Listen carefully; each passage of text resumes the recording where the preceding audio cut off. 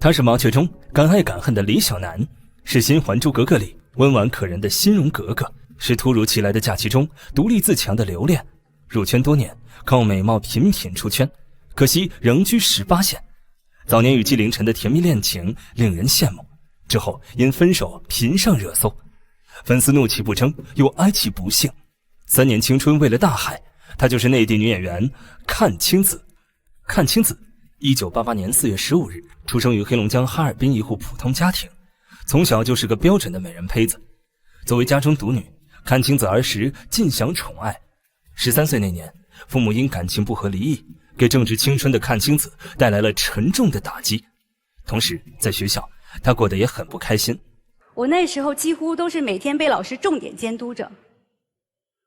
我们班有一位男同学，他的成绩下降，结果被骂的人呢却是我。我特别想跟老师说，老师你知道吗？如果说全班唯一没有谈恋爱的人，那应该就是我了。可是我当时傻乎乎的，不知道该怎么表达我自己。中学时期，阚清子只有一个目标，考上大学，争取独立。2007年，阚清子考入北京电影学院表演专业。大一那年，导演李少红前往北京电影学院为新版《红楼梦》挑选演员，阚清子因清秀的面庞被选中出演伶牙俐齿的麝月。比较幸运的是，《红楼梦》还未正式开拍，阚清子又拿到了电视剧《娘妻》中杨静怡一角，一个漂亮又知进退的千金大小姐。戏份不多，阚清子凭《娘妻》正式踏上了演艺之路。一心求自由独立的阚清子发现，在圈里的日子比预想的更为残酷难熬。入行初期，因为演技生疏，阚清子常被导演骂到哭。有一次被骂哭之后，我连台词都背不下来，结果又被痛骂了一顿。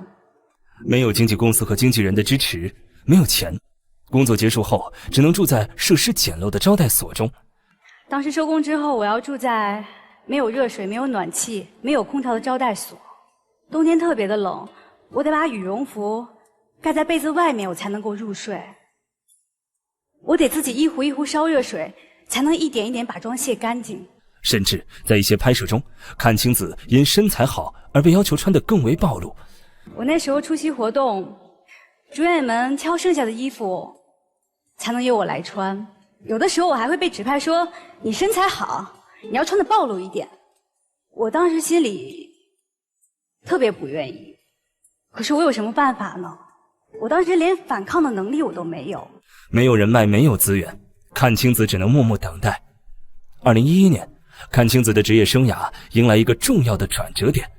2011年7月，电视剧《新还珠格格》终于上线播出。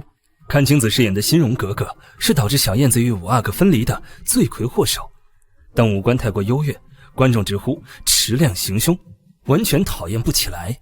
该剧首播之夜收视率直冲 8.36%， 成功问鼎同时段电视剧的全国收视榜首。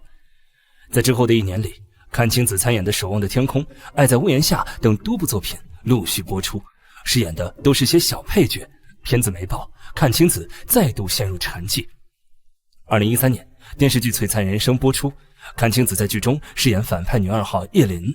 为了演好叶琳在剧中的盲人阶段，她回到宾馆都会拉上窗帘，关掉所有灯做事情，以体验盲人的恐惧和失落感。为了演出叶琳失控和痛苦，适当的时候还借助酒精，让自己更贴合人物状态。最终，阚清子成功将叶琳这个角色演活了。《璀璨人生》一经开播即数度占据全国同时段收视冠军，网络播放量达3亿。阚清子因叶琳一角赢得了观众的认可，知名度大涨。同年，阚清子参与演出的电视剧《一克拉梦想》和《花开半夏》相继面世。她所饰演的高贝和林珊都被网友大赞有一种傲视群芳、气场全开的独特美感。有粉丝还会将这些电视剧的精彩片段进行剪辑制作，传上网供反复观看。自此之后，阚清子的人生轨迹发生了彻底的转变。她开始主动挑选自己心仪的剧本，掌握了自己演艺生涯的主导权。2013年，我在《璀璨人生》当中饰演的是叶琳，所谓的反派女2号。当时这部戏的收视率非常的不错，我也随着知名度大涨。在这个戏播出之后的大半年里，所有找过来的角色都像是叶琳一样的反派，我不想再框住我自己了，所以我全部都拒绝掉。2014年3月，阚清子在电视剧《亿万继承人》中首次挑大梁，成功塑造了心地善良、慷慨大方的女主角何欣然。此后，她不断突破自我，投身于多部风格迥异的作品中，包括古装历史剧《薛丁山》、惊悚恐怖片《布偶》以及战争剧《战神》等等。2016年，阚清子的事业再次攀上高峰。9月，由她主演的革命剧《麻雀》播出，剧中她饰演美艳且机智的特工医生李小男。在剧中，尹正饰演的苏三省对李小男有着近乎扭曲的痴迷之爱，但两人的身份又注定不可能在一起。正是这种矛盾又炽烈的感情，让观众直呼好纠结，但停不下来。该剧一经播出，便以单集 2.486 的收视率创下年度电视剧单日收视新高，网络总播放量突破了110亿次，刷新了谍战剧的网络播放纪录。阚清子在随后的国剧盛典上荣获年度最受欢迎角色演员奖。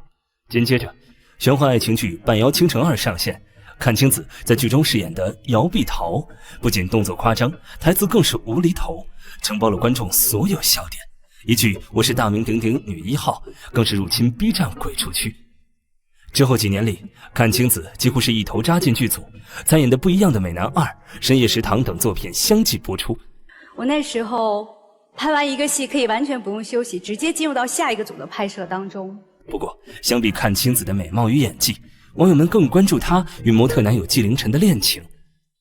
最初之时，两人在一场聚会上结识，纪凌尘对阚清子一见钟情，完全不在意自己小5岁的事实，对阚清子发起了猛烈追求。不久，阚清子被纪凌尘的真诚所打动，接受了他的追求。然而，在决定是否要公开这段恋情时，阚清子与他的经纪公司出现了意见不合。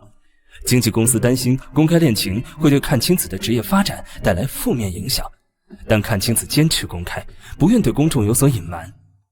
2015年11月，阚清子官宣了与纪凌尘的恋情。此后，两人频繁亮相于公众视野中，姐弟恋甜煞众人。在节目上，两句自我介绍令网友疯狂磕起 CP。Hello， 大家好，我是演员阚清子。Hello， 大家好，我是阚清子的纪凌尘。此后，网上便开始流传有一种爱情叫阚清子纪凌尘。2017年，阚清子与纪凌尘共同参与了综艺节目《亲爱的客栈》。节目初期阶段，每当阚清子生气，纪凌尘总是能耐心地安抚她。这一举动让网友们忍不住竖起大拇指。纪凌尘有100种哄阚清子的方法。在后续节目中，纪凌尘对着镜头含泪承诺，会在阚清子30岁之前给她一个家。不过实际情况是，阚清子始终没有等来纪凌尘的求婚。2018年3月31日，30岁的阚清子宣布与纪凌尘分手。关于分手原因，双方都未明确说明，但小道消息称，纪凌尘不愿过早被婚姻束缚，甚至曾将赚钱作为逃避婚姻的借口。纪凌尘发在网上的一句“你喜欢大海，我爱过你”，引起了无数网友的愤怒。别陪着一个男孩成长，在事业巅峰之时勇敢公开恋情，阚清子对事业与爱情均无愧于心。2023年5月，阚清子被媒体曝光了新恋情。月底像之前一样，她大方地官宣了这段恋情，并幸福地宣布男友已向她求婚。愿阚清子的这份真挚感情能够得到珍视与呵护，从此不再被辜负。大概在我27岁那一年，我开始不再玩命的去工作。